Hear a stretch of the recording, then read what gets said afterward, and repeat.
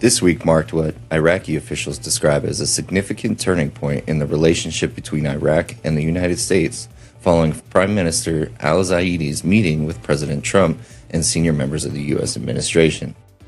While many details remain to be implemented, officials on both sides indicate that the relationship is moving beyond its traditional military framework toward a broader strategic partnership. One of the biggest developments discussed during the visit concerns the conclusion of the U.S.-led international coalition mission in Iraq scheduled for September 30th. According to Iraqi officials, this represents more than the end of the military mission. Instead, Baghdad views it as the beginning of a new phase in which cooperation with Washington will focus on intelligence sharing, technology defense modernization, and industrial partnerships, rather than large-scale military operations. Security cooperation remains as an important pillar of the relationship. Prime Minister al-Zaidi also met with U.S. Secretary of Defense Pete Hegseth, where discussions reportedly included military modernization, air defense capabilities, cybersecurity, advanced technologies, intelligence cooperation, and future training for Iraqi security forces.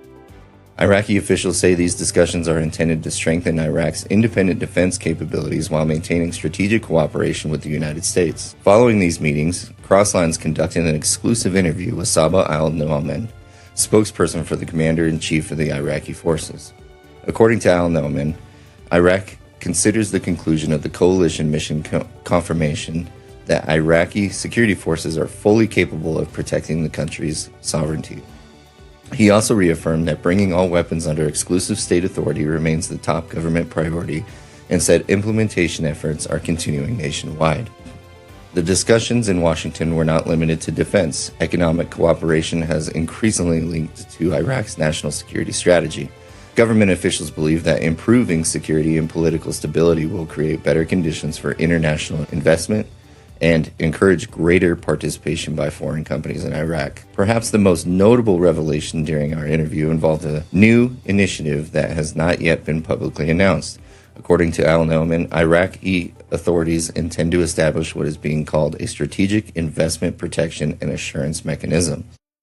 If implemented, the initiative would create direct coordination between Iraq's senior security leadership and major international investors with the goal of improving security cooperation, reducing bureaucratic obstacles, and increasing investor confidence. While many of these initiatives will require time before the full impact can be measured, officials in Baghdad believe the visit represents the beginning of a new chapter in Iraq-U.S. relations.